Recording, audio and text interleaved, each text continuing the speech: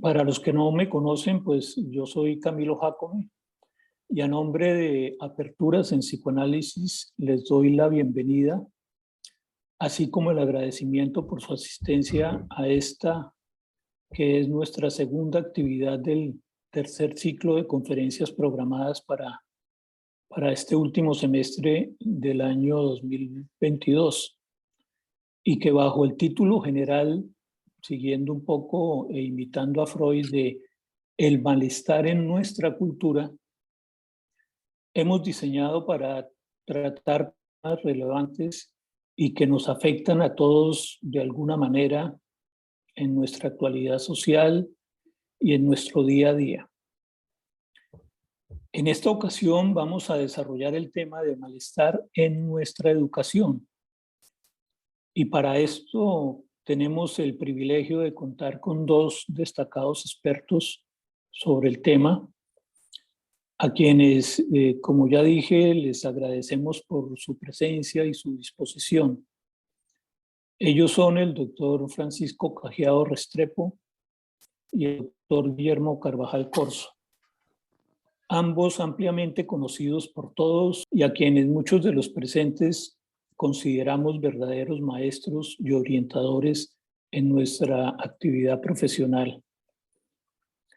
El doctor Francisco Cajiado es licenciado en Filosofía de la Universidad Javeriana y máster en Economía de la Universidad de los Andes de Bogotá. Ha sido, además de maestro de primaria y de secundaria, docente universitario y rector de las universidades Distrital en Bogotá y de la Universidad Pedagógica Nacional, así como de la Fundación Universitaria CAFAN. Durante la época del 2000 fue secretario de Educación de Bogotá. Es autor de infinita cantidad de artículos sobre pedagogía y de numerosos libros, entre otros La piel del alma, Formación de maestros y su impacto social, también un gran investigador en educación. Y gracias a sus más de 30 años de experiencia docente y de investigación educativa, ha sido reconocido como uno de los más sobresalientes educadores del país.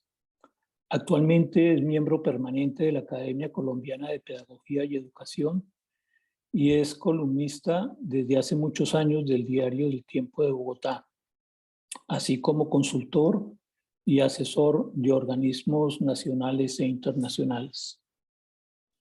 Por otra parte, el doctor Guillermo Carvajal Corzo es médico y psicoanalista de adultos, niños y adolescentes, también con más de 30 años de experiencia tanto en la clínica psicoanalítica como en la actividad educativa.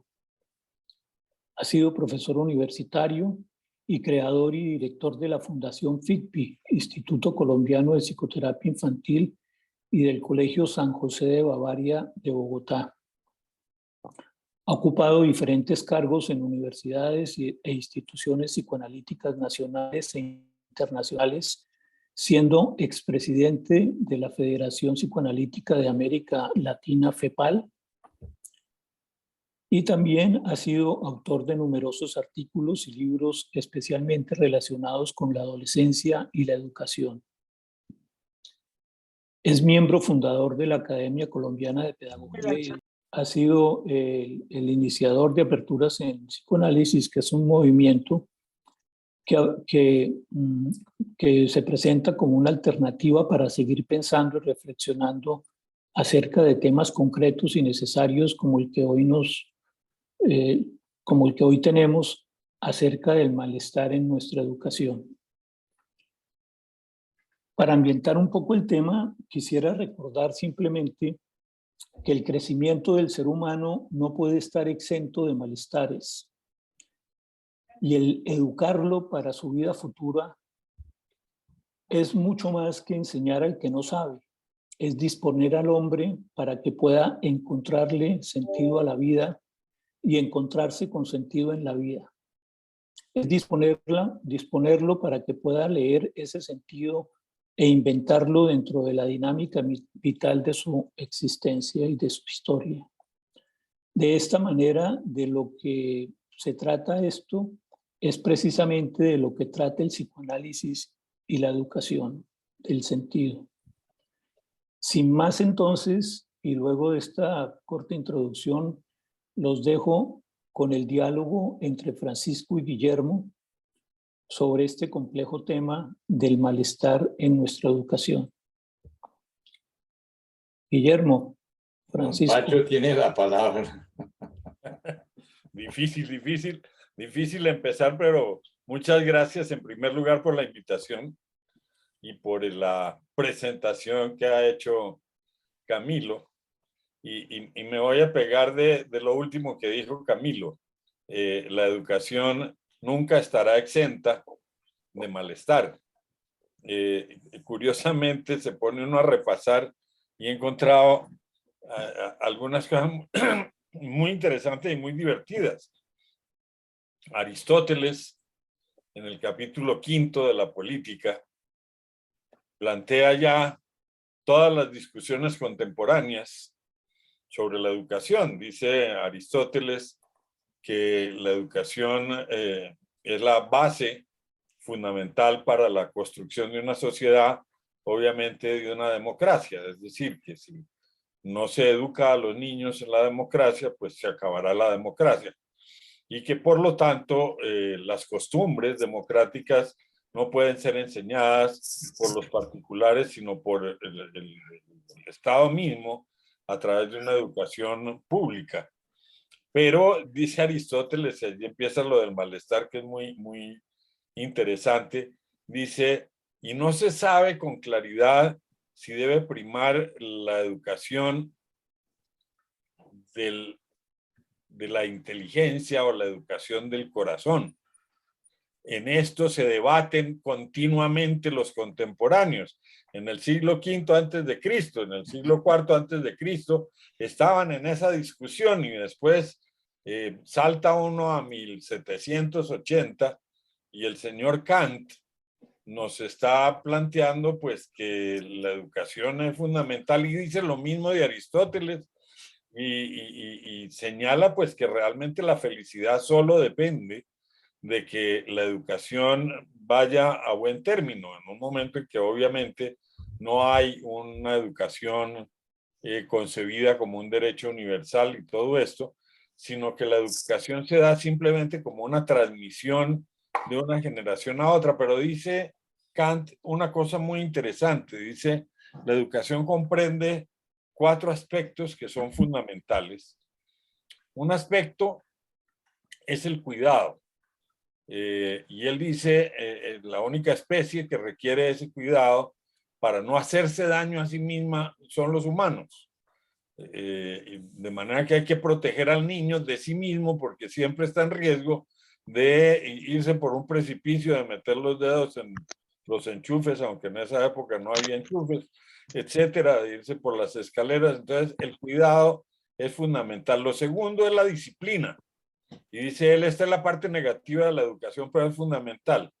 Hay que poner límites, porque si no se ponen límites, pues el niño crece en el salvajismo total como un personaje incapaz de autocontrol e incapaz de respetar ninguna norma, ninguna ley y nada que le permita vivir en sociedad.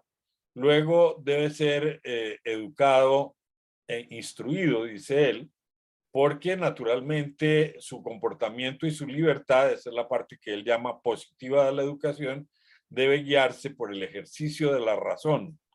Y el ejercicio de la razón debe ser formado desde la primera infancia, así como la disciplina, y luego, con la combinación del cuidado, la disciplina y la razón, es posible la formación de la moralidad, es decir, la ética, y es que nadie se educa solo y nadie puede crecer solo, y entonces ahí da el salto a mostrar cómo la educación ideal para una sociedad feliz tendría que ser la educación a cargo del Estado en la medida en que regula a todo el mundo. Y ahí aparece una cosa muy interesante y por eso me voy tan atrás, porque es que ya desde entonces había un enorme malestar que hoy se está viviendo en los colegios de una manera tremenda. y es que a él le preocupa mucho esta educación que se le da a los príncipes y a los nobles, y es estos niños que nacen sin contradicción alguna, porque después se vuelven los grandes tiranos de la sociedad. Y él dice, y si esto no se regula desde la infancia, eso después no se arregla. La instrucción se puede arreglar más adelante, pero los límites, la capacidad de autorregulación no puede darse. Hoy estamos en una situación donde el malestar es tremendo porque desaparecieron todos los límites. ¿No? Hoy día los niños tienen que dárseles gusto en todo. Estuve la semana pasada en Medellín, antepasada, y una directora de un colegio me contaba que uno de los niños, con todas estas cosas que han sucedido después de la pandemia, donde muchas cosas que ya venían se han agudizado, unos padres se las arreglaban para ponerle al niño un reloj que está conectado con el celular de la mamá y el WhatsApp, de manera que el niño en el reloj tiene un botón de pánico.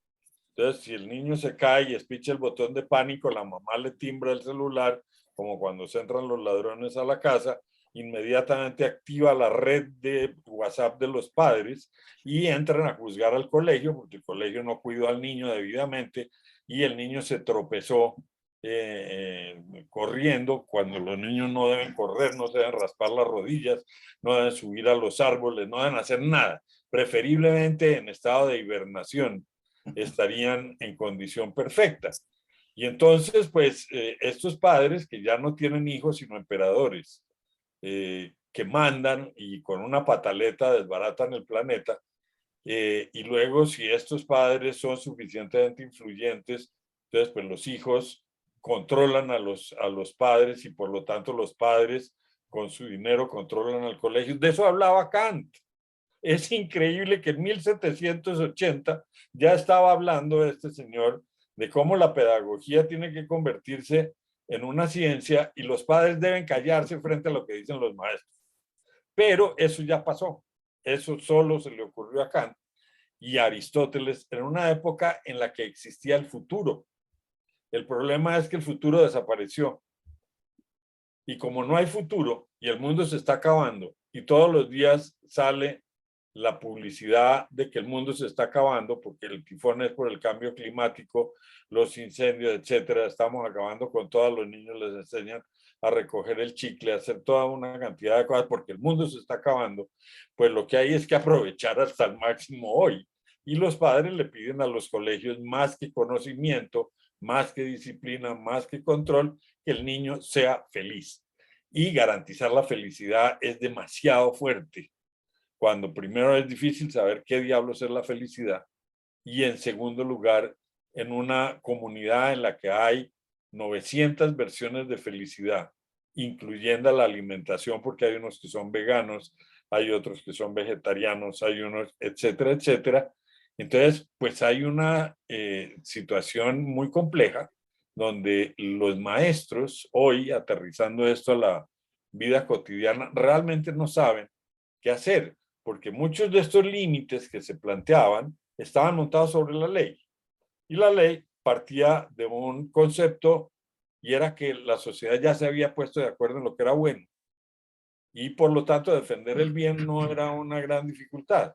Pero cuando todo es bueno y al mismo tiempo todo es malo, cuando dentro de los colegios aparecen y se duplican y se replican las militancias y en mil causas que van desde el indigenismo radical hasta todas las versiones de las modalidades de las luchas de género, y luego están las teorías alrededor de los saberes ancestrales, y luego hay quienes reclaman la alimentación primigenia a la manera de los egipcios, diría yo, porque hay una gente que además profesa ritos y costumbres orientales, ¿no? El yoga, etcétera, pues empieza a ser muy difícil para un colegio hacer un proceso educativo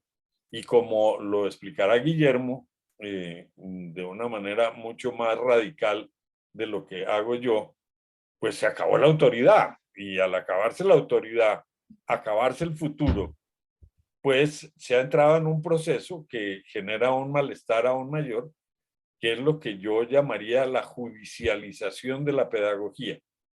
Ya se rompieron las redes de confianza que permitían que los padres y las familias entregaran sus hijos al colegio, confiando en que allí había unos profesionales capaces de guiar a los chicos a lo largo de un proceso de desarrollo de 10, de 12 años, sacarlos bachilleres, sacarlos gente de bien en lo posible, sacarlos con unas competencias intelectuales que eventualmente les permitieran continuar posteriormente sus estudios, ir a la universidad, pero hoy no quieren ir a la universidad. Hoy se abren cupos y cupos y cupos y no los toman porque hoy es más fácil ser youtuber y hacer otras cosas que no requieren estas disciplinas académicas de 5 años, etcétera.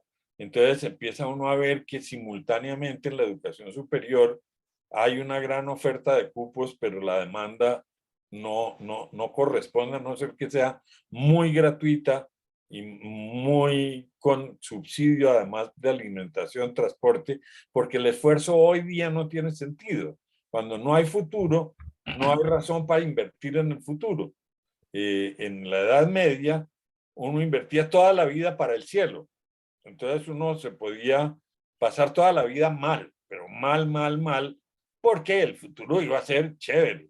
Después, en una concepción más terrenal, pues el futuro era la gran esperanza y en los 80, en los 90, el futuro se anunciaba como una transformación donde la tecnología, donde las nuevas ideas, donde la riqueza, donde el aumento del Producto Interno Bruto, donde la generación de empleo iban a generar una sociedad del bienestar.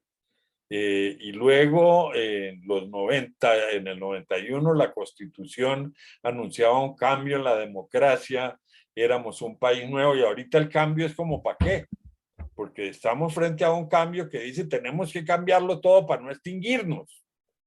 Entonces no podemos sacar petróleo, no hay que hurgar la tierra, no hay que arrancar un árbol, no hay que comer demasiada lechuga porque se agota el planeta. Y esta imagen catastrófica, cala, de alguna manera penetra. Entonces, ¿para qué estudio yo 5 años en una universidad si no va a haber empleo? Todas estas situaciones rompen la confianza y la ruptura de la confianza en las instituciones lleva a que las situaciones que se presentan en los colegios de conflictos, de dificultades, de tropiezos de los niños, que en su proceso de crecimiento, voy a dejar ahí, van a los jueces, van a la fiscalía, van a bienestar familiar y el rector que antes hablaba con unos padres de familia para ayudarles, para orientarlos, para conversar sobre la historia del niño, ahora tiene que tener unos abogados que hablen con los abogados de los padres para redactar memoriales de defensa frente a las 1000 situaciones. Esto que les estoy diciendo lo escuché hace 20 días en Tuluá, en Cartago, en Popayán, en Buga, en Santander de Quilichao, donde en todas partes la cosa se replica en los colegios oficiales como en los colegios privados, porque además nadie puede mirar a nadie porque la mirada es acoso, porque si alguien miró y alguien se sintió acosado, entonces hay un victimario que coexiste en la comunidad, entonces pues hay una búsqueda de la cancelación. Hay que cancelar todo lo que nos moleste, todo lo que nos incomode, y estos empiezan a volver situaciones realmente de malestar. Realmente ese es un malestar nuevo. Yo no sé y dejo la cosa simplemente soltando una cosa para que Guillermo la tome si le parece. Yo creo que nos tuvieron 2 años encerrados a punta de miedo. Y el miedo produce efectos de largo plazo en la corteza cerebral. El miedo no es una sensación emocional simple. El miedo es una sensación muy profunda en los seres vivos. El miedo solamente, el miedo en los animales solo conduce a la huida o a la agresión. Son los dos mecanismos con los que se responde a esa sensación primaria. Y eso está muy estudiado y pues quienes saben de fisiología y todo esto pueden desarrollarlo mucho mejor de lo que yo lo intuyo. Y después de 2 años de pánico, de unas familias que sintieron que iban a perder a sus hijos, y después no sabían cómo decir que no lo soportaban ni un minuto, porque convivir 24 horas al día, 7 días a la semana, 12 meses al mes con los hijos es absolutamente imposible y viceversa, sobre todo viceversa. Entonces, ¿cómo se proyecta esto luego en las instituciones educativas que ya venían con unos grandes malestares? Es un interrogante de verdad muy interesante y muy serio, y yo creo que todos los anuncios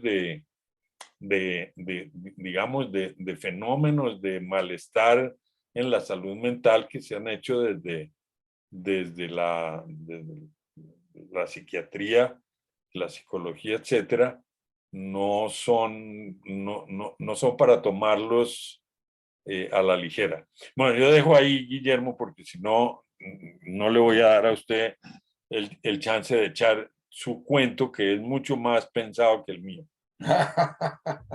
Bueno, Camilo fue muy bondadoso con nosotros, que es que llevamos 30 años en esta vaina. Pues ahí pasó la cuenta. Pues 30 de pronto medio entendiendo. No, quise decir más de 30 años. Traté de ser cortés. Ok. Bueno, sí, muchos años con Francisco. Desde que Francisco era rector de colegio. Me acuerdo tanto todos los años que hemos compartido, pensado, divagado sobre los temas. Y yo siempre cuando me preguntan de Pacho Callao, yo digo, Pacho es el gran optimista, es el hombre del optimismo. Yo nunca, siempre él sacaba, siempre él decía algo así como él decía el borracho que lo llevaban a patadas y decía, pero me llevan a patadas, pero ahí vamos bien. Pacho siempre sacaba lo bien de las cosas. Hoy no, hoy llegó apocalíptico. Por primera vez veo a un Francisco apocalíptico. Entonces, pienso en todas las gentes de nuestras generaciones y todos los adultos mirando lo que está pasando apocalípticamente. Entonces, yo voy a tratar de decir algunas cosas para hacerle una segunda a Francisco y generar de pronto algunos elementos de controversia que nos permitan conversar. Dijo demasiadas cosas, entonces los temas fueron muy amplios y voy a tocar algunos para entrar en controversia y para entrar en interrogaciones y cosas que nos interesan. Por ejemplo, me interesa también mucho introducir el psicoanálisis, porque estamos aquí en aperturas psicoanalíticas. Entonces, traer algo psicoanalítico que me da la oportunidad para plantearlo y responder de pronto algunas de las cosas que Francisco ha dicho, que además son ciertas. Todo este malestar que el doctor Callao ha planteado es absolutamente cierto. Eso lo está oyendo todo el tiempo. Francisco lo oye de los maestros, yo he asesorado también en colegio, entonces lo veo también de los rectores y de los directivos, todo este malestar tan dramático que cada día es más complejo, ¿no? Es cierto, eso está pasando. Pero yo quiero irme un poco más allá y poner ciertas bases para la discusión, ¿no? ¿Qué es la educación? Francisco lo dijo, trajo desde Aristóteles con Kant, etcétera, y podemos traer todos los teóricos, y todos coinciden en más o menos lo siguiente, ¿no? ¿Qué es la educación? Es el sistema, es el método, es la manera de introducir a alguien en una cultura. Pues eso es lo que hace la mamá desde que nacemos, ¿no? Nos mete en la cultura. ¿Qué es la cultura? Pues las reglas del juego con que nos movemos los seres humanos para funcionar, ¿no? Que obviamente hay variaciones culturales dramáticas, ¿no? Si nos ponemos, por ejemplo, a hablar de los sistemas educativos, ahora que Francisco empezó con Aristóteles y nos vamos para el siglo V, pues había dos modelos educativos brutalmente opuestos en esa Grecia antigua, que eran el de Esparta y el de Atenas, pero brutalmente opuestos. Dos culturas totalmente distintas, con dos sistemas educativos totalmente opuestos. Pero no entremos en ese detalle porque me alargo demasiado. El tema es, sí, la educación, el proceso educativo es unas reglas de juego, tanto teóricas como metodológicas, para que la gente que nace y empieza a crecer se introduzca en esa cultura. Eso por principio. Entonces la pregunta de hoy es, ¿frente a qué estamos? ¿Será la cultura de hoy la misma cultura nuestra? ¿Y cuál es la cultura de hoy? ¿Y habrá una nueva cultura? Es que el punto está ahí. Francisco habla de la democracia. Es ese segundo punto que no. Aristóteles lo planteó y lo seguí. Y claro, Occidente se montó en el cuento. Claro, la iglesia, el catolicismo paró el caminado de ese cuento en el siglo IV hasta el siglo XV, ¿no? Porque no estaban funcionando con ese modelo griego. Pero en el siglo V se retoma el modelo griego y aparece el humanismo y vuelve y juega el cuento de la democracia, que se revienta políticamente en la Revolución Francesa. Y la Revolución Americana antes, que genera la República, retoma el modelo de la República, que era la manera práctica como los romanos siguieron a los griegos, y hacen lo que hoy tenemos, la República Democrática. La ONU se preocupó por eso. Hago ese salto. En la Segunda Guerra Mundial, cuando aparece la ONU que reemplaza a la Liga de las Naciones, que no sirvió para nada después de la Primera Guerra Mundial, la ONU se preocupó por eso. Y planteó, yo no conozco los filósofos que había detrás de la postura de la ONU, no los conozco, me encantaría saber quiénes fueron, pero tienen que haber sido muy claros en el planteamiento. La ONU dijo, no juguemos más a este cuento de la guerra, esta cosa tan loca que se ha habido en esta Segunda Guerra Mundial, tenemos que hacer algo, ¿no? Y en términos educativos, planteó una postura clarísima. Para que haya gente democrática, tiene que haber una educación en democracia. Volvemos a Aristóteles. Y que la hagan los estados, comprometámoslos a ellos. Entonces, ¿cómo los comprometemos? Porque haya leyes que vayan a ser demócratas, a fabricar demócratas. ¿Cuál es el modelo que no estaba permitiendo mentes democráticas? Tenemos política democrática, filosofía democrática, pero no tenemos en la escuela educación democrática, porque el método no es democrático, y tampoco en la casa, en la familia, ni en la mente de la cultura. ¿Por qué? Porque se maltrataba, se educaba en el maltrato, la letra con sangre entra, y si se educa en el maltrato no puede haber democracia, mentalmente hablando. Hay que educar en el no maltrato, y aparecieron las leyes antimaltrato. Y las leyes antimaltrato tuvieron que ser firmadas y ejecutadas en los diferentes países. Esa es una. Y otro, la igualdad. La democracia es igualdad, la democracia es respeto por el otro, la democracia es que el otro sea libre, de verdad libre. Y ahí están las tres palabras de la Revolución Francesa, ¿no? Igualdad, fraternidad y libertad. Y aparecieron las leyes de inclusión. Y ahí, agrémosle a eso toda la tecnología y empieza un baile bien complicado, que para mí comienza a mostrarse con los hippies y de ahí en adelante todos esas rupturas de los ismos que fueron cayendo todos porque todos eran verticales y jerárquicos y la democracia no podía aceptar jerarquías y verticalismos. Si algo odiaban los griegos del siglo V eran a los reyes, ¿no? se los tuvieron que comer muchas veces, bueno, por ejemplo, las alianzas con el gran persa, ¿no? Que tuvo que hacer Atenas y el resto de ciudades griegas, pero se los comían, pero los masticaban, pero no los deglutaban, ¿no? Porque no soportaban la jerarquía y el verticalismo jerárquico, no lo soportaban. Y eso fue claro en Grecia. Entonces, ese proceso generó una educación. Cuando tú hablas de estos padres de ahora, es cierto, lo que tú estás diciendo es absolutamente cierto, ¿no? Pero es que agreguémosle algo más. Los padres de ahora no solamente están empeñados porque su super yo cambió.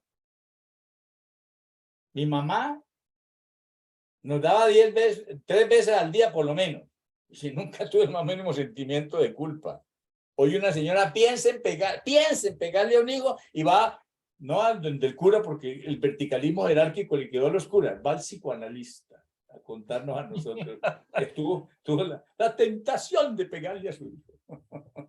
Y entonces tenemos que tranquilizarla, ¿no? Entonces, el modelo mental del maltrato desapareció, ha ido desapareciendo dramáticamente.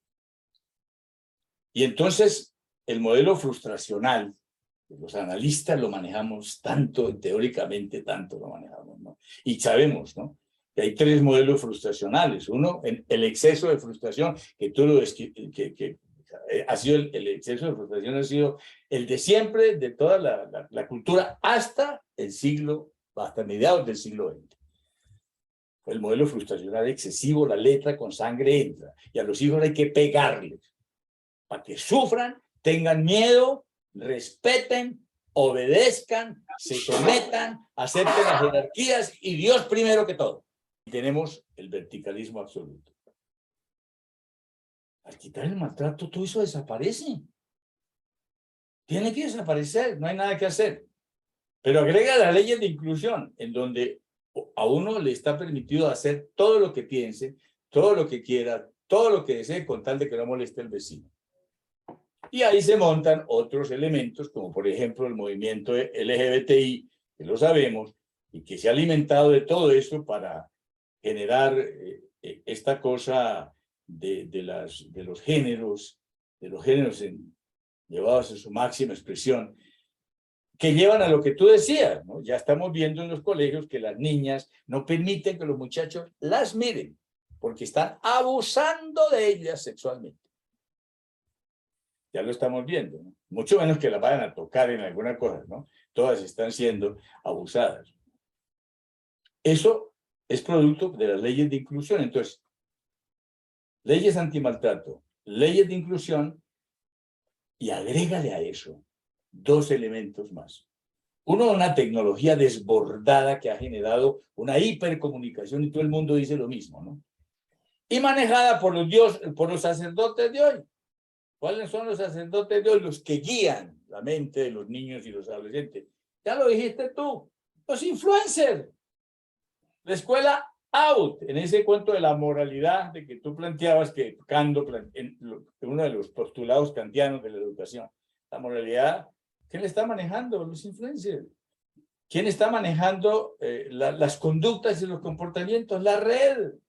¿Quién está educando hoy? ¿Quién está dando las pautas de comportamiento? No son los padres, ni son los maestros, y mucho menos los padres que hemos tenido un tipo particular de reglas del juego morales y éticas. No somos nosotros, es la red. Entonces, ahí tenemos un problema serio, pero ¿qué hacer? No, yo te convoco, Pacho. ¿Qué podemos hacer? ¿Cómo podemos un poco volvernos los filósofos del cuento, ¿no? En el pequeño grupo, para decir, bueno, entonces, ¿qué hacemos? Porque estamos ante un malestar brutal de la cultura, generado por un cambio estructural. Se vino un nuevo ser humano, eso no lo podemos negar. Es un nuevo ser humano. Y la escuela, que fue tan maravillosa para nosotros, está haciendo un daño aterrador. Esa escuela está haciendo un enorme daño. Cuando tú hablabas, por ejemplo, de esos muchachos que son incapaces de ir a la universidad, de plantear un horizonte, cuál es el futuro, Estamos viendo una escuela que castra la creatividad, que inhibe la posibilidad de que uno sepa para dónde va, con un currículum único, absurdo y absolutamente castrante de creatividad y de identidad de oficio, y no deja que se apasione. Porque lo que vemos claro, mire, yo me pongo a pensar en cuanto al método se refiere, por ejemplo, tomemos un videojuego, cualquiera. Y tomamos uno de esos que llaman a los padres de familia que nos consultan todo el tema, un personaje de esos que está todo el día dedicado al videojuego. 8 horas diarias, 10 horas diarias dedicado al videojuego. En un vicio. Es un adicto, dicen, ¿no? Claro, si fuera tenista no dirían adicto. Si tocara piano no le dirían adicto. Si estarían felices. Pero tomemos esos adictos al videojuego y mirémoslos en una pasión absoluta, enfrentados ante una estructura tremendamente exigente y frustrante. Subir de nivel y de nivel y de nivel y competir con otro, eso es toda una cosa sumamente seria. ¿Por qué no tomamos ese modelo? ¿Qué hay ahí? Pasión. ¿Qué hay ahí? Disciplina. ¿Qué hay ahí? Tesón, no sueltan la cosa. Y eso no fuma marihuana. Y eso no están metidos como los futbolistas tampoco, que están apasionados, atesonados y disciplinados. ¿Por qué no cambiamos el modelo y generamos, por ejemplo, el modelo de los videojuegos para cambiar el método y orientar la educación en otro sentido? Lo que para mí es claro es que el malestar es brutal. En eso estamos de acuerdo con Francisco. El malestar es brutal. Pero tenemos que inteligentemente entender qué es lo que está pasando. Hay un cambio estructural de la cultura, no hay lugar a dudas. El niño y el adolescente de hoy no tienen nada que ver con nosotros. Y ese niño y adolescente está siendo educado por los pares que lo oyen y lo escuchan y hablan su lenguaje, que son los influencers. Y es toda la red. Los otros no hablamos ese lenguaje. Yo hablo posmoderno. ¿Por qué? Porque ando con ellos y me enseñaron. Yo sí hablo posmoderno, pero muy poquito el conozco que hablen posmoderno. Todos hablan moderno. La modernidad tiene un lenguaje, que fue el lenguaje que nosotros aprendimos desde niños. Hoy existe otro lenguaje, que es el lenguaje posmoderno, otra ética, otra manera de mirar las cosas, otra moral, otras costumbres, una nueva capacidad de aprendizaje desconocida totalmente por los maestros. Y unos métodos y técnicas educativas completamente fuera de la educación oficial de padres y niños. Yo estaba en plan de escribir un libro, pero no lo voy a escribir. Ya me mamé de escribir libros. Entonces... Y el pesimista soy yo. Sí, ya me harté de escribir el libro. Entonces, el libro que no iba a escribir se llama Padres sin hijos e hijos sin padres, la trágica posmodernidad. Porque estamos viendo eso. Los padres se quedaron sin hijos y los hijos se quedaron sin papás, porque no hay una conexión, y no puede haber una conexión porque son dos culturas distintas. Eso es una cosa apasionante y preocupante. Pero somos los que estamos metidos en el tema educativo los que tenemos que dar una respuesta para ver cómo diablos generamos un nuevo método y una nueva técnica educativa que nos permitan ayudar a estas generaciones, a estas nuevas generaciones que están siendo brutalmente maltratadas por una escuela que ya murió y cree que está viva. Lo otro, pues obviamente eso incluye las universidades, ¿no? Lo otro, que ya tú lo dijiste, que es un brutal malestar, es que les acabamos la pelota. Por lo menos eso dicen, porque hay otras teorías también que dicen que ese cuento del cambio climático es pura paja, en el sentido de que lo que estamos viviendo es el clima de la Tierra, que cada miles de años cambia, y que estamos en el otoño, y que inevitablemente iremos nuevamente a un invierno, que son las famosas glaciaciones, y que entonces es muy poco lo que realmente el ser humano hace para influir en ese clima, que sí ha influido un poquito, pero esa es otra manera. Pero la primera, que fue la que tú planteaste, se acabó la pelota, pues ¿para qué? ¿Con qué sentido vive un muchacho hoy? Eso es cierto. Ese pánico de que se acabó esta cosa, de que el mundo se acabó. si Hawking tiene razón y se deshielan los polos, se sale el metano que se libere, nos lleva a 165 grados de temperatura. Eso dijo Hawking antes de morirse, pero como tenía tan buen sentido del humor, uno no sabe si estaba hablando en serio o estaba mamando gallo. Bueno, Pachito, ahí le dejo ese problema. No, yo creo que tú das en el clavo, Guillermo, en el tema de hay una realidad de una escuela que ya pareciera no dar más en sus métodos tradicionales. Yo creo que la escuela es importante. Yo creo que tiene que haber un lugar donde los chicos se socialicen. Así es. Y ojalá lo hagan bien. El problema es cuando se socializan mal. Y una escuela disfuncional lo que hace es que se socialicen mal. Claro. Es decir, donde en la convivencia empieza a primar la agresión, la desconfianza y a reproducirse el malestar general de la cultura. Es muy interesante cuando hay un libro extraordinario de Philippe Ariès que se llama El niño y la familia en el antiguo régimen, que habla sobre la aparición del niño en la sensibilidad de la cultura, porque realmente los niños solamente aparecen hacia 1700. Antes no había niños. Cierto.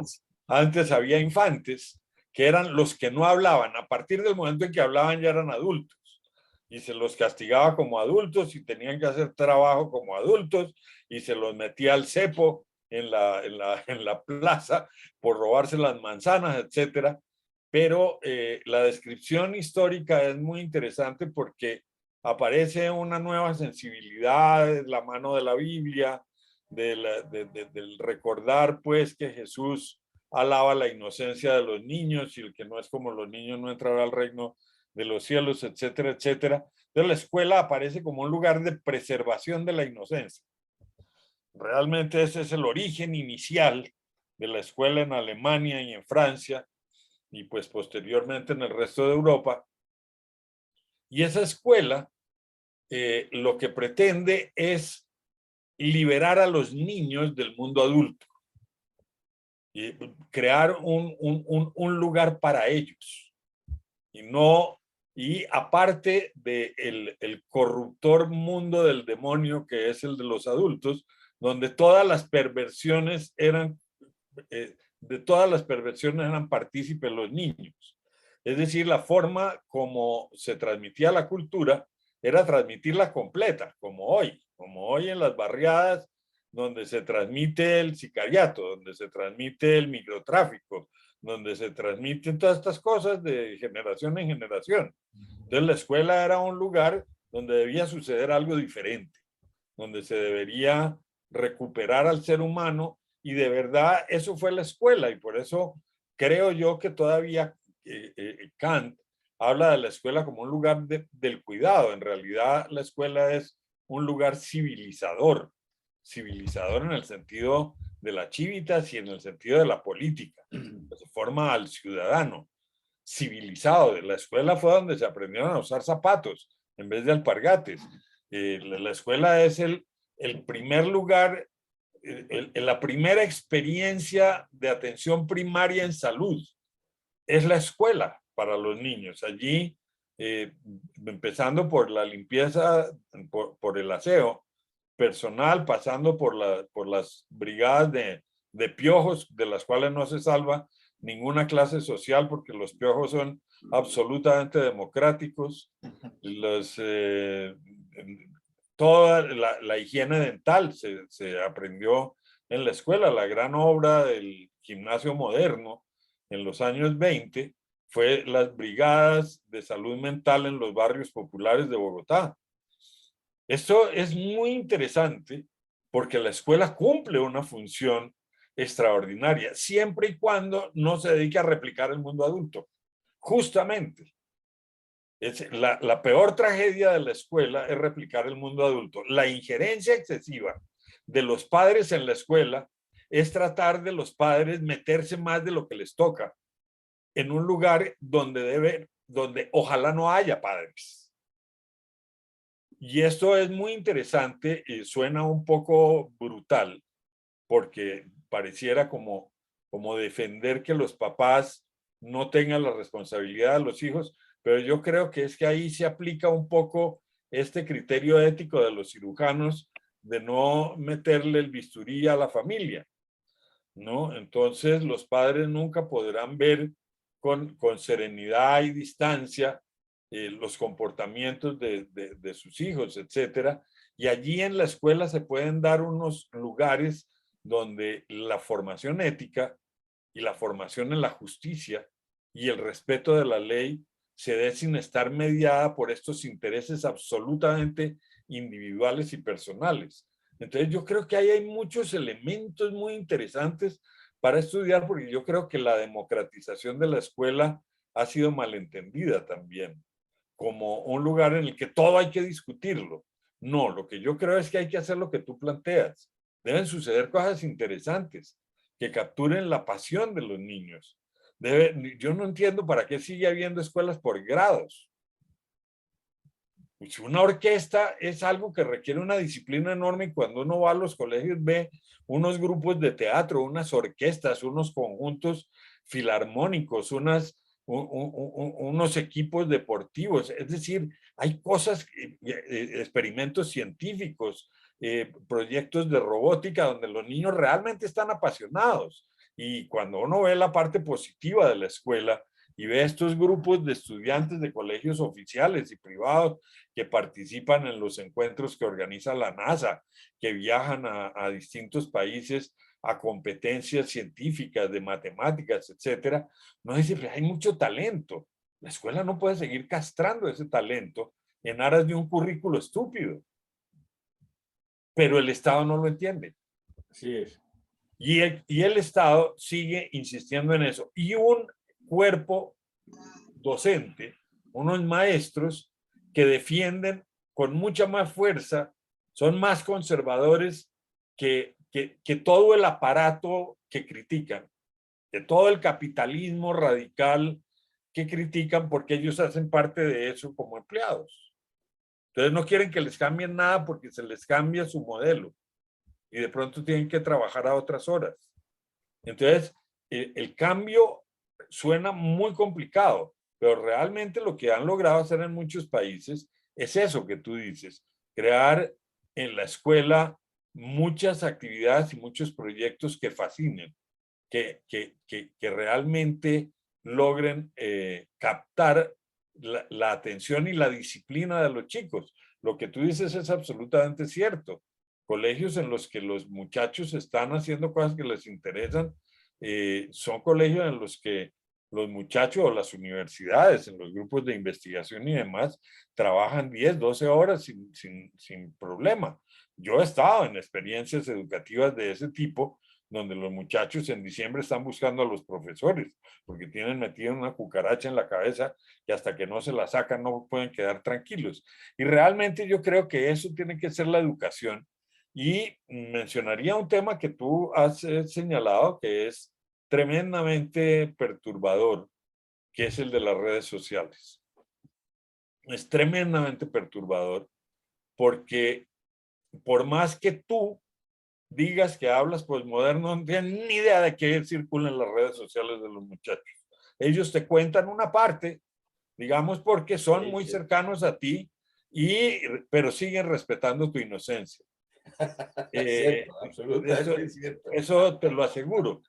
Y resulta que hay un submundo en el que vale la pena traer a cuento a Margaret Mead en su libro ese de Cultura y Compromiso, donde habla de la transmisión de la cultura y cómo la cultura dejó de ser transmitida de adultos a jóvenes para ser transmitida de jóvenes a adultos.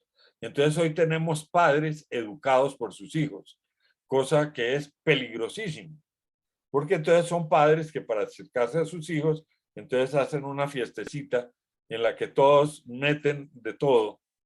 Y después, si eso llega a ocurrir en el colegio, los padres de esos mismos niños le echan la culpa al colegio, ¿no? Antes sucedía igual, pero con el alcohol. solo que los papás se emborrachaban en la fiesta y no los hijos. Entonces, los que se emborrachaban los que estaban cuidando la fiesta. Pero yo creo que las redes sociales tienen un impacto que todavía no hemos logrado calibrar en términos de la cultura y de eso que tú muy persistentemente y con mucha claridad llamas la conformación de unas mentes particularmente antidemocráticas. Porque no estamos en un sistema más democrático. Estamos en un sistema mucho menos democrático. Estamos en un sistema de autoritarismos individuales. Cada individuo es autoritario, no es una comunidad de gente que se autorregula por consensos. Estamos en una sociedad donde hay 50 que cada uno es autoritario y le quiere imponer su verdad al otro sin nunca oír al otro. A tal punto que en este tema de los aprendizajes le estamos negando a los chicos la posibilidad de equivocarse, cosa que desde el punto de vista de crecimiento y desarrollo es gravísimo. Que nadie le entregan un violín y toca Bach. Hay que equivocarse muchas veces, hay que ensayar muchas veces. Y eso ocurre con la sexualidad. Y eso ocurre con la afectividad. Y eso ocurre con la búsqueda de una identidad. Y eso ocurre con los juegos. Entonces, si un niño golpea a otro jugando, eso es violento, no es brusco. Hasta en el lenguaje, como dices tú, los adultos hemos estado empezando a pervertir la educación para negarle al niño su posibilidad de crecer, de equivocarse y de aprender en la confrontación con los otros. Y como ninguno recibe límites, entonces pues uno no puede llamarle la atención al agresor o al brusco, si se quiere, porque de una vez hay que llevarlo a la justicia penal. Uno no puede crear una situación para comentar una equivocación y digamos, una torpeza en la aproximación del juego erótico, porque de una vez hay que condenarlo preferiblemente para toda la vida. Etcétera, etcétera. Entonces yo creo que sí hay que buscar una escuela distinta y formar una generación de nuevos maestros no suena fácil. Hay que buscar una figura donde la disciplina provenga de la pasión. Y yo creo que ahí los muchachos más fácilmente encuentran reglas éticas. En un coro hay que cantar al tiempo y no puede cantar todos cada uno una canción cuando le dé la gana. Y tener un equipo de básquet implica aceptar unas reglas y eso empieza a ser más sencillo que sentarlos a oír clases de un profesor. Yo creo que tenemos que pensar, Guillermo, en lo que está pasando en Estados Unidos con todas estas matazones en las escuelas. Hay mucha rabia acumulada en muchos niños y muchos jóvenes que allá se expresa porque compran rifles de asalto, pero aquí se expresa abandonando hoy día la escuela y yéndose a delinquir. Yo creo que hay mucho tema en este malestar y hay que buscar salidas y no las veo a la vuelta de la esquina y me preocupa que este gobierno con todas sus promesas de cambio no haya dicho una sola palabra seria sobre educación. Ni una. Así es. Eso preocupa mucho, ya lo hemos discutido los dos. Ningún de los últimos ministros que hemos tenido, ¿cuál habla de educación? De verdad, no se mete en el tema, y menos ir a llevar este tema a un Senado que sea capaz de discutir con seriedad. Claro, se necesita alguien que lidere y tenga claridad. Lo que uno ve es mucha confusión, muy poca claridad, pero estamos en un malestar brutal, un malestar de la educación, de nuestra educación. Ahora, tú dices, perdóname que te interrumpa, tú dices que se acabó esto, el maltrato. No se ha acabado el maltrato. El maltrato es peor porque es más invisible. Cuando tenemos municipios en los que entre el 18 y el 25% de los niños a la fecha de hoy van a perder años porque no tenían tenis para la clase de educación física, eso es maltrato. Claro, no, la escuela no, claro, el método y la técnica nuestra de maltrato continúa. es que mientras haya verticalismos, mientras haya notas, mientras haya exámenes, mientras haya pérdida de año, estamos maltratando, obvio. Y entonces para nosotros eso era lo normal y no había ningún problema. No existía nada más maravilloso para nosotros que la escuela, Pacho. Era absolutamente maravillosa, pero hoy con este tipo de niño y una escuela maltratadora está haciendo mucho daño. Entonces, eso es lo que hay que intentar cambiar, pero ¿quién le pone el cascabel al gato? Y el problema es que si no se hace rápidamente, estas generaciones se están perdiendo. Hay que ver esos muchachos sin identidad de oficio. El drama que tenemos los terapeutas cuando recibimos a estos muchachos que no saben para dónde van. Aburridísimos desde que empieza su bachillerato y 6 años de sufrimiento terrible y no saben para dónde ir. Eso es aterrador y eso es criminal. Cuando la escuela tendría que dedicarse a eso, pero con un currículum único no se puede hacer.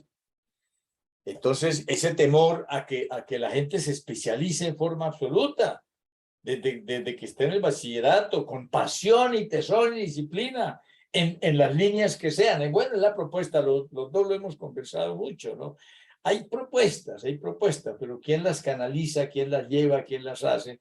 ¿Quién las cristaliza? Eso es lo que a mí me preocupa, ¿no? Bueno, llegará el momento en que alguien, de que una estructura inteligente lo haga, tiene que hacerse, pero primero ahí está el malestar de que estamos hablando y segundo, ahí está el desafío, el enorme desafío. Bueno, no sé, de pronto, Camilo, que escuchemos a nuestro público, no lo sé. Sí, me parece, bueno, pues, todo esto que ustedes han planteado le deja a uno cualquier cantidad de inquietudes y de preocupaciones. Vamos a abrir el espacio para preguntas del público, para que puedan participar. Mientras tanto, yo quería pues hacerles pues una pregunta, ¿no? O sea, siempre de pronto, desde el punto de vista de la modernidad, siempre nos enseñaron que el educador casi que por definición es alguien que cree en el futuro. Y en esta cultura de no futuro, pues viene siendo toda una complejidad encontrar educadores, maestros, adultos que realmente puedan creer en ese futuro, ¿no? Lo que tienen es una perplejidad gigantesca. Entonces, ¿cómo podríamos ser un poco, como dice Guillermo, ser un poco optimistas y volver a creer en el futuro? Camilo, yo creo que ahí hay un tema que yo no me canso de insistir, y es que mientras no introduzcamos grandes transformaciones en la formación de los maestros, mientras no tengamos maestros cultos, no va a ser posible, porque el futuro implica ser uno capaz de reflexionar sobre temas muy variados y no solamente sobre mi seguridad alimentaria a 5 años. Si ese es el futuro, pues es muy complicado.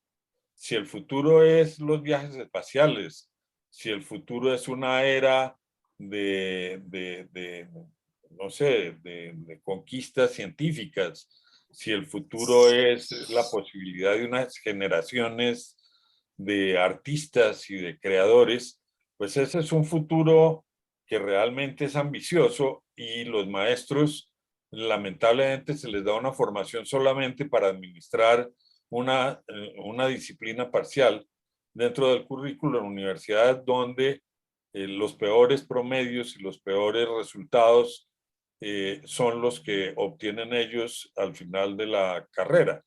Y entonces esto comparado con todas las demás carreras, esto lo dicen las pruebas saber del ICFES. Entonces, si no cambiamos las facultades de educación y creamos una posibilidad de que a la educación llegue gente con visión y a la dirección de la educación lleguen secretarios que vean su municipio a 20 años con ilusión, ministros que sean capaces de pensar en un país con grandes desarrollos, no simplemente en resolver el problema presupuestal del semestre próximo, pues no hay futuro, no hay, ¿de dónde lo van a sacar? Y padres de familia que están pensando a ver qué hacen con el hijo el año entrante, pues ¿de dónde vamos a sacar un futuro? Y si la prensa y los políticos y todo el mundo está diciendo que para qué ir a la universidad si no hay empleo, si los índices de desempleo aumentan, si las perspectivas económicas para el año entrante son una porquería. Los niños se enteran de eso, no son tontos. No son tontos. Entonces, todo el ambiente familiar, cuando se desvalorizan las inversiones, cuando se complican las cosas, va generando un ambiente que digamos, no es positivo para crear un gran optimismo alrededor de la educación, a no ser que cambien fundamentalmente muchos métodos y la escuela se vuelva, digamos, la contra, para usar términos mágicos, sea la contra de todo ese clima general un poco negativo.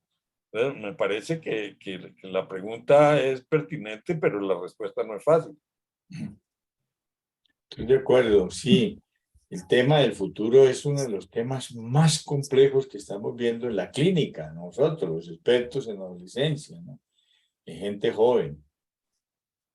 Yo me pongo a pensar, nosotros teníamos futuros definidos. Cuando uno estaba en el colegio, primero tenía opciones universitarias mínimas. Yo tenía 7. Cuando yo terminé bachillerato, había 7 opciones universitarias. Hoy hay 650. Primero.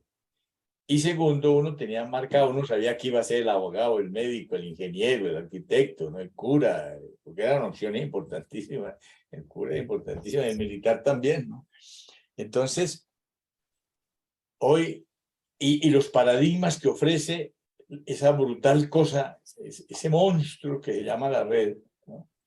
Los paradigmas que ofrece inalcanzables. ¿Cuánto se gana el señor, hablemos de los nuestros, cuánto gana James Rodríguez al mes? 3.000 millones de pesos que ganaba hace 6 meses. Y no juega. 3.000 millones de pesos al mes. Y no juega. Y no juega, además, no le pega el balón. ¿Cuánto se gana Shakira? ¿Cuánto se gana el fulano, el sutano, el perencejo, etcétera, etcétera? Es decir, y que el señor fulano tiene 100.000 o 200.000 millones de dólares. Es decir, que esto no apabulla. Todo eso apabulla. Todo eso produce mucho malestar y mucha inseguridad y mucha sensación infinitesimal de ser nada, ¿no? Es decir, toda esa información apabulla. Sí, yo lo único que veo, ya lo dijiste tú y lo hemos insistido, es que si alguien se apasiona por algo, tiene futuro. Es decir, la escuela tiene que dedicarse a la pasión, a generar pasión por su gente en un tema específico, dando identidad de oficio, que es la labor importante de la escuela en el bachillerato. Para nosotros no era problema eso, porque era tampoco lo que había que escoger por un lado, y por el otro lado, pues uno se iba creando su identidad ahí, de alguna manera, y la escuela era maravillosa, era el único sitio donde se podía aprender algo, etcétera. Las funciones de la escuela se cumplían de manera maravillosa en nuestras épocas. Entonces, el tema está ahí, ¿no? Si lográramos apasionar, permitir la pasión, habría futuro. Yo creo que si hay pasión, hay futuro. Es como tratando de responderle a Camilo. Sí, el malestar de la educación, el malestar de la cultura es absolutamente dramático. El señor Freud se hubiera divertido mucho hoy mirando lo que está pasando, ¿no? Cuando escribió su libro del malestar en la cultura, el énfasis que él hizo que el mayor malestar era meterse con los demás, ¿no? El mayor malestar. Hoy, yo no creo que hoy sea ese el mayor malestar, ¿no? Yo creo que hay otros, mucho más, unos metamalestares que nacen en esta cultura tan brutalmente confusa. Bueno, estamos en un cambio estructural, ¿no? Quién sabe qué venga, ¿no? Y agreguémosle a ese malestar y a ese no futuro toda esa apocalíptica predicción del acabose del mundo ya, por la pérdida de la pelota, que ya se acabó la pelota, ya no va a haber pelota para vivir. Y ahora, hay otra cosa que es importante traerla, no es la muerte de Dios. Parte del futuro que había en nuestras épocas era lo religioso, era la creencia, era lo espiritual. Murió.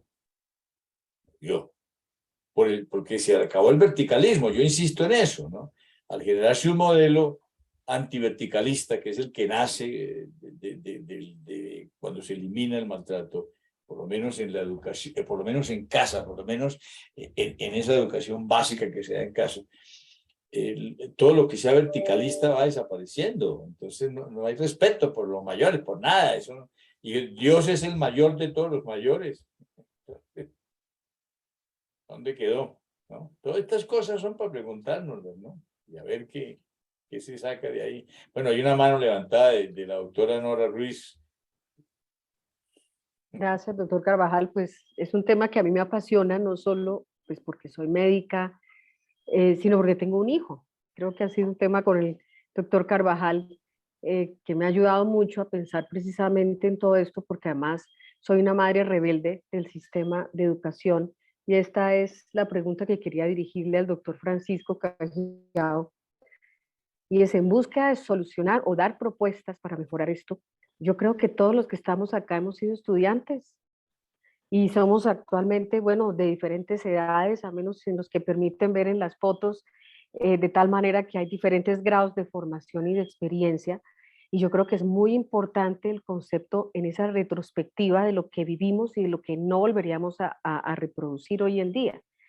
Dentro de esto está un currículum atiburrado, yo recibía 16 materias, cuando después uno piensa en lo que sucedía en la universidad, también había una cantidad de información sin ningún contexto que persiste en la educación actual. Y la diferencia es que los niños hoy en día piensan, a ver, son capaces de manifestar lo que están pensando. Nosotros no, nosotros teníamos que comer entero. Entonces el niño hoy en día le dice uno, ¿para qué? ¿Para qué aprendo esto, mamá? Y a veces yo no sé responderle, porque yo en mi interior digo, pues tiene toda la razón mi hijo, pero como yo como mamá peleo contra un currículum y contra un colegio, que ahí viene además otra situación, y es que los colegios son diferentes. Entonces, si el colegio es religioso, pensar en el homosexual es pecado. Si es del Opus Dei, con todo el respeto de si hay alguien del Opus Dei, eso es un pecado. Sus papás tienen que estar casados por lo católico, y me voy yo a un colegio liberal y está perfecto que hayan parejas de dos mamás o dos papás y un niño. Entonces es una cosa muy compleja, pero todos fuimos estudiantes y yo creo que podríamos aportar y decir, venga, las 4 o 5 materias que el colegio debe enseñar son estas. La educación moral sí tiene que ver mucho con el hogar, ¿no? Entonces no sé qué opina el doctor Cajiado de ese aporte nuestro. No, estoy totalmente de acuerdo contigo, Nora. Hay desafortunadamente un tema y es que nuestra experiencia de estudiantes hoy día sirve poco para comprender la experiencia de los de hoy, por varias razones. La primera, porque en general cuando fuimos estudiantes, aún tú, que eres inmensamente más joven que yo, no creciste inmersa en las redes sociales. Cuando mucho tenías televisión. Y eso lo aburría a uno bastante, porque la televisión al final también terminaba siendo aburrida. Es verdad que los muchachos hoy se rebelan más fácil porque tienen el internet.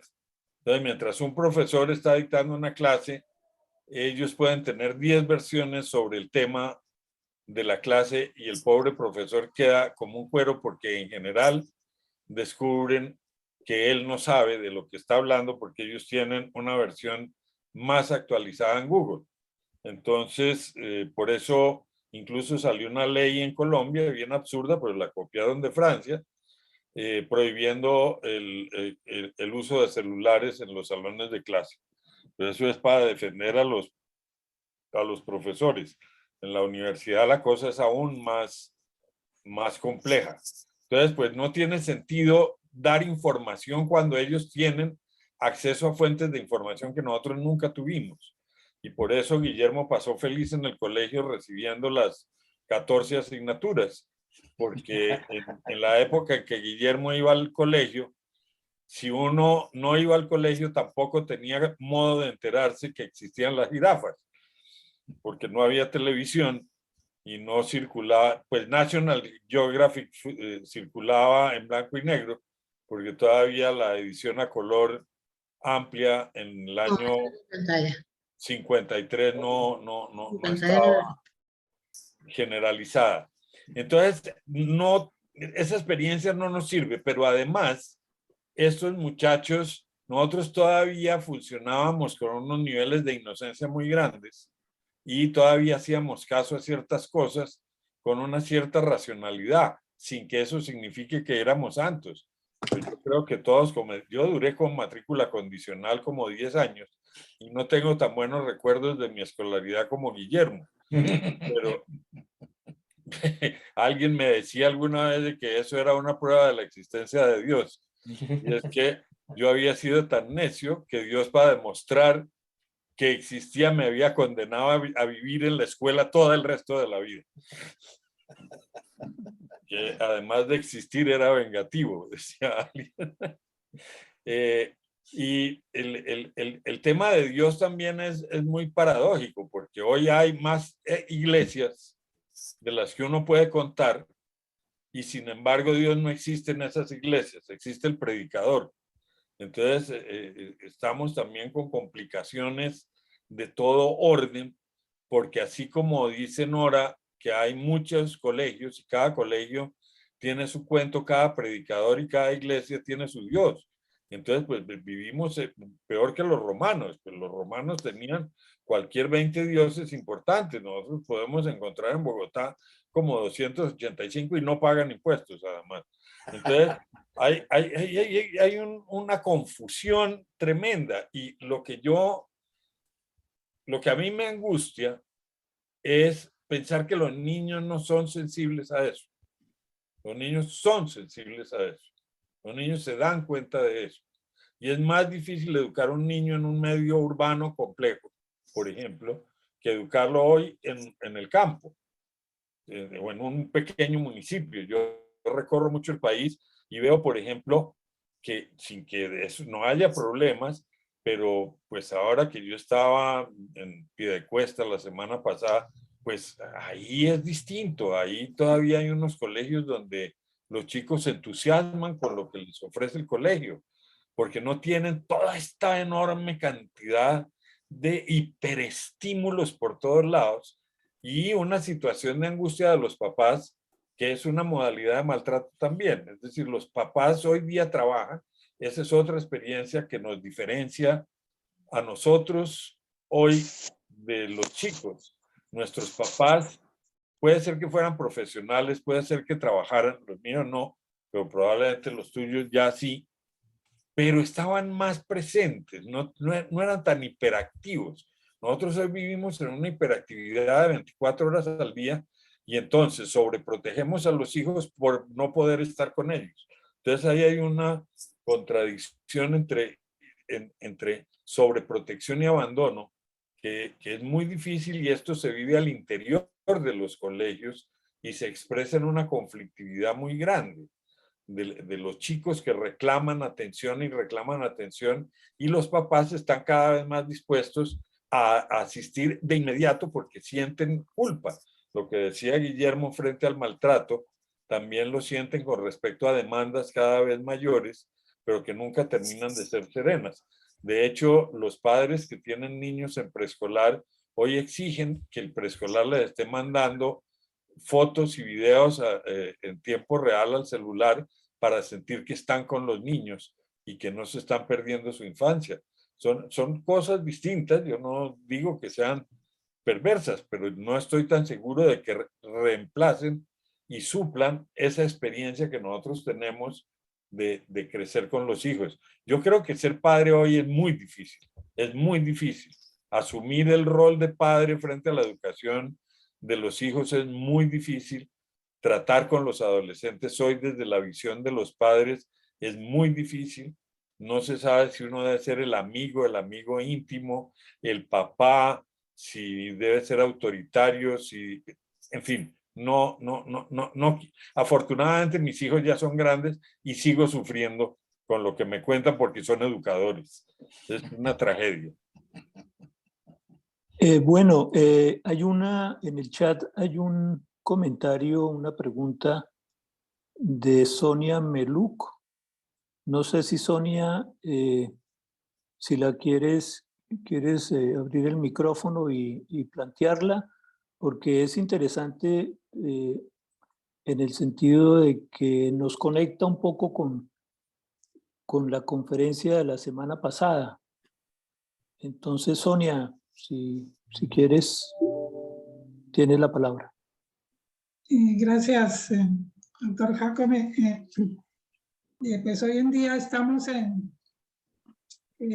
estrenando un gobierno completamente populista que cree que todavía está haciendo campaña y se preocupan más por su imagen que por realmente lograr un cambio. Y entonces me preocupa mucho la propuesta del ministro de Educación, Alejandro Gaviria, que apenas asumió el ministerio, dijo que había que llevar la Comisión de la Verdad a los colegios para que los niños las discutieran. Y me parece que hay otras prioridades en este momento, como ampliar la cobertura de la educación, etcétera, que los niños de zonas rurales tengan maestros, que las escuelas estén en buenas condiciones, etcétera. Pero me parece que en este momento proponer eso me parece populista. Y me parece que discutir la Comisión de la Verdad con los niños, pues es muy bueno que sepan la nueva versión de la historia de Colombia o de una parte de la historia, pero eso hay que asimilarlo, hay que preparar a los profesores, ellos tienen que hacer discusiones, pero no simplemente que en el currículo lleven el documento del padre Francisco de Rú, que es una cosa muy interesante. Y no sé qué piensan ustedes, el doctor Carvajal. Buenas tardes, saludo, y el doctor Cajian. A ver, Pachito, le paso el bate. Bueno, yo creo que en primer lugar hay una cosa, es que el gobierno todavía no ha aprendido a comunicar las cosas como deben ser. Y entonces a veces dicen lo que no quieren decir. Se les chispotea, como decía el Chavo del Ocho. Yo creo que la Comisión de la Verdad, ni el ministro propuso que se incorporara al currículo, ni fue incorporada al currículo. Lo que se hizo fue una jornada para contar algunos elementos de lo que hubo en la Comisión de la Verdad y contar que hubo una Comisión de la Verdad y qué propósitos tenía. Y para eso se diseñó un material que yo conozco, que me parece que está muy bien porque no tenía ningún sesgo particular. Creo que aquí también tenemos nosotros que entender que Colombia ha vivido una situación muy complicada a la cual no son ajenos los niños. Los niños han estado presentes a todas las violencias que ha habido en este país.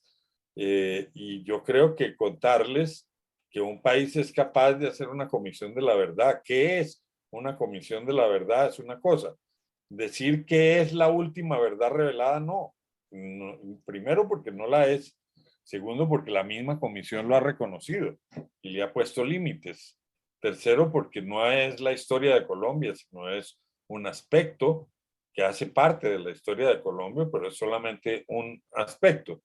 Y tercero, porque eso no tiene nada que ver con el hecho de que además el ministro de lo que se está ocupando seriamente es de conseguir los recursos para nombrar maestros y ascenderlos en el escalafón, cosa que es muy poco ambiciosa desde el punto de vista de todo lo que hemos discutido. Yo esperaba a un ministro que empezara a hablar de reformas profundas en la formación de los maestros, donde hay un peligro tremendo es en tener maestros ignorantes, donde hay un peligro tremendo es en tener maestros que se resisten a cambiar y que siguen manteniendo a los niños más pobres en una condición de desventaja, donde creo que hay un riesgo enorme y una violencia acumulada tremenda, como lo muestra un estudio de unas profesoras de economía de la Javeriana, es en que los colegios públicos pierden una tercera parte de las horas de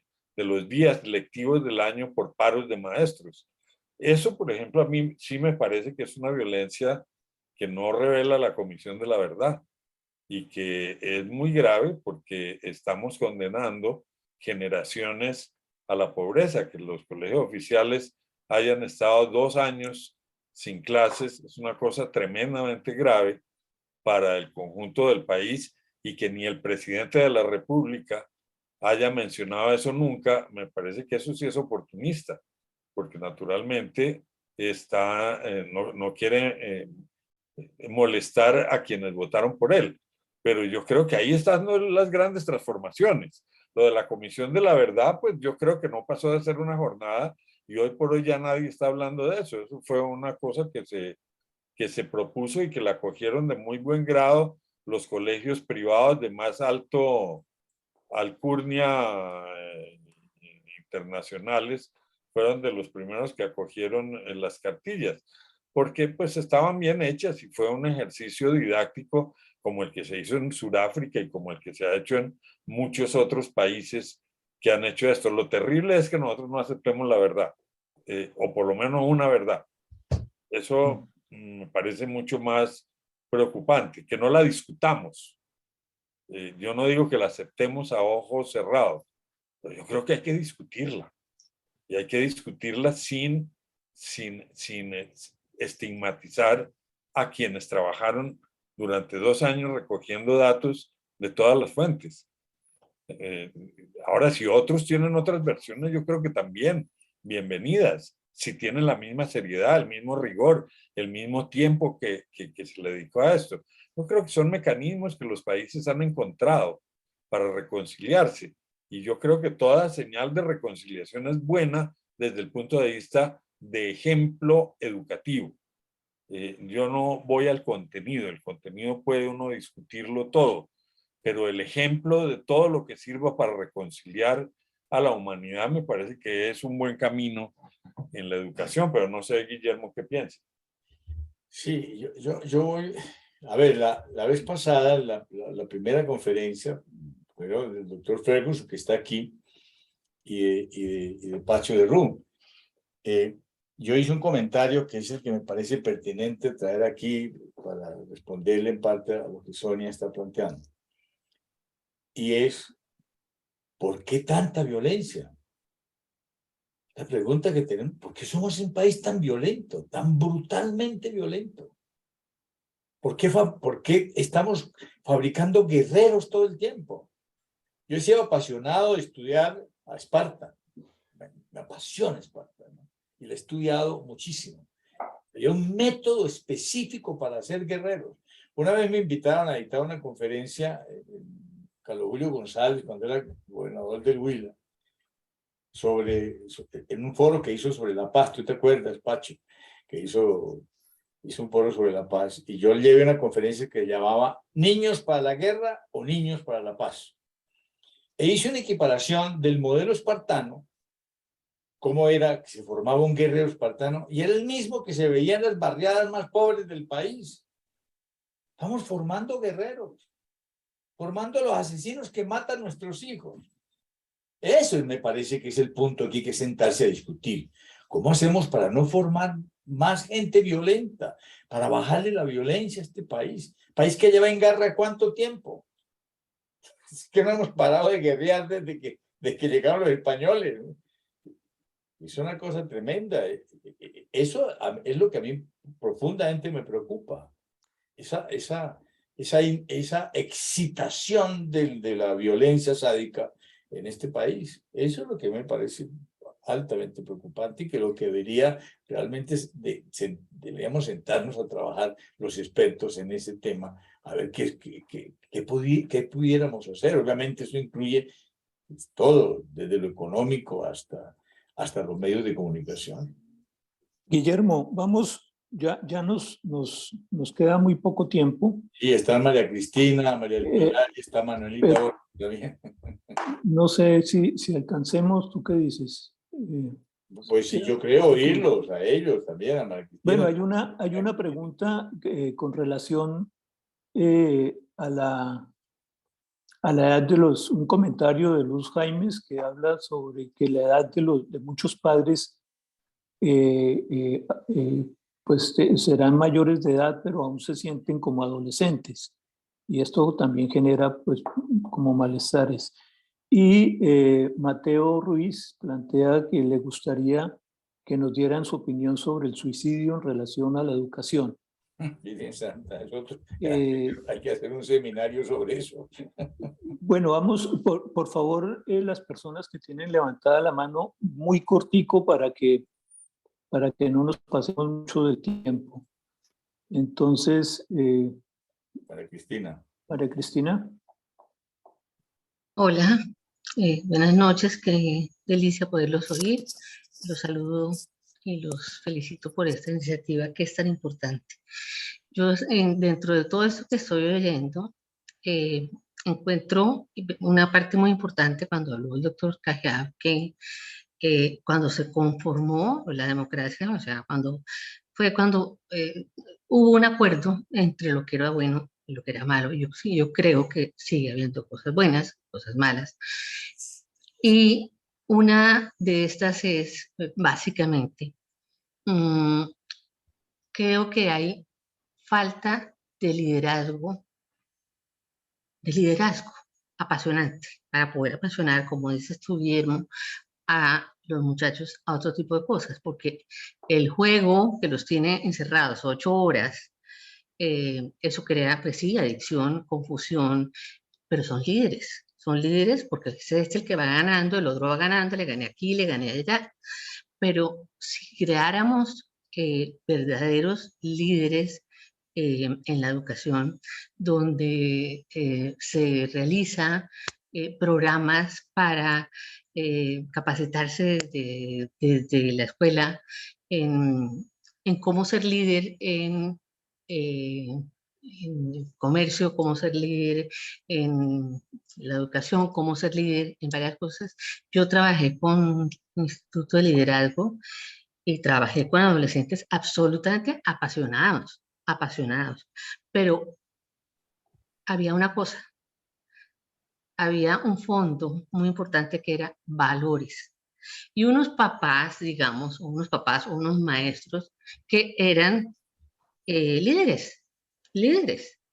Hoy no son, y lo que dice el doctor Cajeado, pues cuando sacan el Google y dicen, pues no, mire, usted no es, aquí dice esto, pues esa desautorización permanente entre padres, entre profesores y padres, entre el Google y los padres, pues está llevando a los muchachos a encerrarse en un mundo donde tengan claridades como el juego.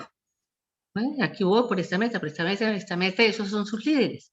Y generalmente son malos, ¿no? Son guerras, son batallas, son guerreros. Entonces yo creo que debería haber pues como una convocatoria de líderes, porque pues sí, hoy hay de todo. No podemos decir que el transgénero está malo o que no podemos decir que el homosexualismo es malo, obviamente no. Pero con liderazgo, con valores, con principios, con respeto. Liderar es lo que yo considero constituir líderes y que los maestros aprendan a ser líderes y que los papás aprendan a ser líderes y saber y poner el límite, porque los papás ante el juego pierden todo. Muchas gracias, María Cristina. Por favor, muy corto, María del Pilar, y después Manuela, para dejar ya que Francisco y Guillermo hagan un comentario final y poder terminar nuestra sesión de hoy. Mariana. Bueno, muy buenas noches para ustedes. Muchas gracias por este espacio. Yo quiero hablar un momentico con el doctor Guillermo Carvajal. Él la semana pasada estuvo aquí en el municipio de Zipaquirá dándonos una charla a primera infancia. Yo estoy como prestadora de servicio inicial en Zipaquirá, como aperturando una nueva propuesta educativa aquí en Zipaquirá, pero la mayoría de las personas que estábamos en ese encuentro, doctor Guillermo, eran docentes públicos. Pero en mí un malestar muy grande en la educación, ver como la forma de actuar de la mayoría de estos docentes de la educación pública que hablaba ahorita el doctor Francisco, y en relación a que hay que fortalecer la formación docente. Por ejemplo, a mi lado, mientras estaban dando las conferencias, nuestros docentes públicos estaban viendo películas en el celular, hablando entre ellos. Entonces yo decía, bueno, nosotros queremos hacer un cambio en la educación, pero debemos empezar por nosotros como educadores. Sí, yo también soy educadora, soy licenciada en pedagogía, soy docente universitaria, y yo digo, lo primero que hay que hacer es cambiar nosotros y nuestro pensar. Yo me traje dos cosas muy importantes, doctor Guillermo, y fue en formar desde la infancia talentosos. Y tú hablaste de esas 4 cosas importantes que yo les quiero compartir a mis compañeros hoy que estamos escuchándolos a ustedes. Y es la pasión, el tesón, la disciplina y el realismo. ¿Sí? O sea, esto que tú nos dejaste tan claro a nosotros como formadores de educación inicial, que hay que tenerlo porque nosotros vemos las dificultades en los niños, ¿sí? Pero es que están haciendo desde la zona de confort de nosotros como maestros. O sea, nosotros debemos también zarandearnos, tenemos que movernos y de verdad aportarle algo bueno a la educación en Colombia. Ese era mi pequeño aporte. Muchas gracias. Muchas gracias a ti, Mariana. Manuela, por favor. Bueno, muchas gracias. Yo creo que muchos ya me conocen.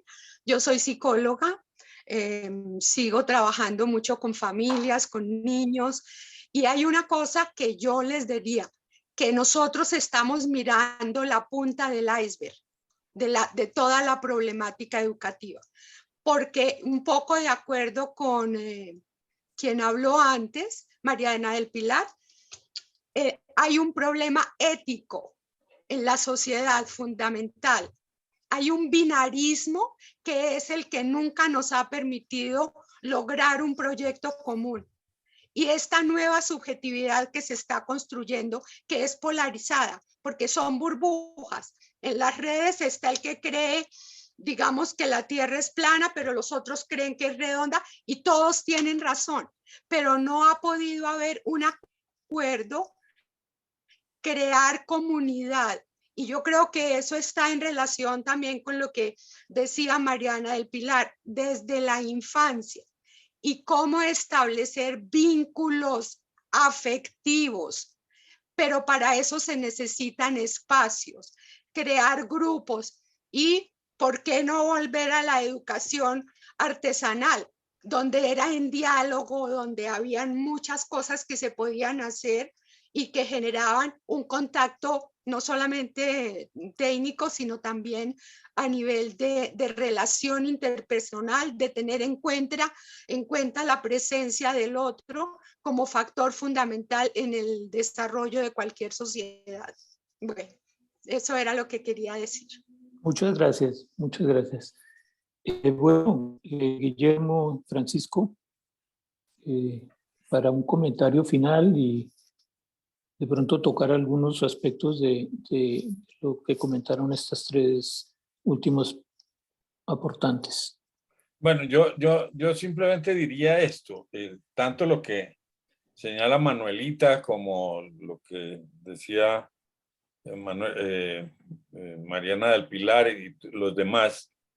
La educación es un universo de una complejidad enorme. A mí me sorprende releer el texto que mencioné al inicio de Kant, porque dice que los dos inventos más difíciles que ha hecho la humanidad son el arte de educar y el arte de gobernar, y que no se sabe ni siquiera cuál de los dos es más difícil, porque ni siquiera se sabe bien en qué consiste cada uno de los dos. Y esto pues ya nos pone en una complicación enorme. Entonces pues hay muchos problemas de carácter administrativo, de carácter formativo, etcétera. Yo me he centrado hoy en el tema que ustedes propusieron, que es ¿dónde está el malestar? Es decir, ¿qué es lo que genera malestar? Por supuesto, hay una crisis ética de toda la sociedad. Y la crisis ética de la sociedad viene de fuentes muy complejas. El relativismo moral, todo es bueno. El relativismo ético, todo es bello. Decía por ahí Vargas Llosa en un libro que escribió hace unos años, decía es que es muy complicado cuando un cagajón de elefante puesto en la Tate Gallery en Londres es considerado una obra de arte. Así es. Entonces, pues sí, uno ya no tiene derecho a decir que algo es feo. Porque si dice que algo que está expuesto en un museo es feo, es porque es bruto. Quien define si algo es bello es el curador de una exposición. Entonces ya no hay un consenso sobre eso, tampoco hay un consenso sobre lo que está bien y lo que está mal. Y entonces así educar es muy difícil, porque la educación parte de un principio ético, de un principio epistemológico, que es lo que es verdad y lo que no es verdad. Pero ya tendrán oportunidad ustedes tal vez de conversar más adelante con Moisés Wasserman sobre la justicia epistemológica, que pretende darle exactamente el mismo valor, no sé, a las hierbas ancestrales de la Amazonía que a la vacuna contra el coronavirus. Pues porque hay que hacer justicia epistemológica, o el indio amazónico en últimas. Y luego si hay una discusión filosófica en un círculo urbano, hay siempre alguien que reclama que ahí debe haber un indígena para recuperar los saberes ancestrales. ¿Y quién es el que dice que no? ¿Eso es válido? Pues sí, claro que es válido. Entonces, estamos en una situación muy complicada. Antes era fácil saber cómo era ser hombre y cómo era ser mujer. Hoy hay 42 definiciones y se hace muy difícil encontrar una identidad en ese menú. Entonces, pues son tiempos confusos. Yo no estoy haciendo calificación ni juicio de valor. Estoy diciendo así es. Y eso genera malestar. Eso básicamente es mi comentario. Lo del suicidio es otro problema que se lo dejo a Guillermo, porque a mí me queda...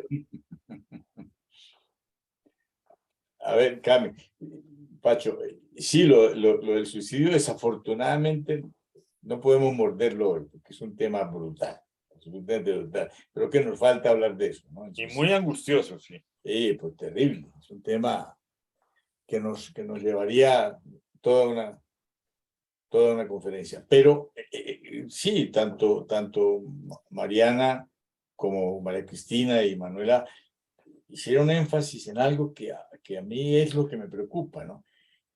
¿Quién es el director de orquesta de este paseo educativo? Eso me preocupa. ¿Quién dirige la orquesta de este paseo educativo? Antes eso era absolutamente claro. Hoy está completamente desdibujado, ¿no? Cuando Pacho trae los planteamientos de Canso en las dos profesiones imposibles, Freud le agregó la tercera, ¿no? Freud dijo lo mismo, ¿no? Muy kantiano y muy racionalista Freud. Educar, gobernar y psicoanalizar, decía Freud, que eran las profesiones imposibles, ¿no? Claro, siempre han sido muy difíciles, pero ¿quién es el director de orquesta, no? ¿Y qué pasa con los maestros, en el que tanto insiste Francisco y que todas las personas que hablaron insistieron en eso, ¿no? ¿Cómo haremos para formar el supermaestro capaz de medirse a este desafío tan brutal que sería educar en esta era de la posmodernidad? Recoger todo esto y ser capaz de generar algún método, algo que guíe. Yo insisto, lo trajo Mariana y insisto, si apasionamos, tenemos un instrumento importante para todas estas cosas meterlas ahí, ¿no? Entonces, estos postulados kantianos pueden caber en una persona apasionada y un maestro detrás de ella ayudándole a llevar esa pasión adelante, ¿no? Y, obviamente, con toda su sabiduría, volviéndolo crítico de toda esta hiperinformación y guiándolo hacia los mínimos valores éticos de una cultura. Hoy, la sobrevivencia, hoy el respeto por la naturaleza, hoy el otro primero que yo. Bueno, eso es lo que se me ocurre. Y para Cami, pues obviamente ya lo dijo Francisco, tendremos la próxima vez nada menos que el doctor Moisés Wasserman. Hay que escucharlo a como de lugar, a ver si habla, cuando nos habla sobre episteme de la ciencia. Bueno, muchísimas gracias a todos. Creo que fue una discusión muy, muy ilustrativa y enriquecedora para todos, que nos ayuda en algo a encontrarle sentido a lo que estamos haciendo. La invitación simplemente para que dentro de 8 días nos acompañen en el tema es el malestar en nuestras ciencias, con el doctor Moisés Wasserman y Luis Fernando Orduz. Muchísimas gracias a todos y bueno, muy buenas noches y nos veremos en una próxima oportunidad.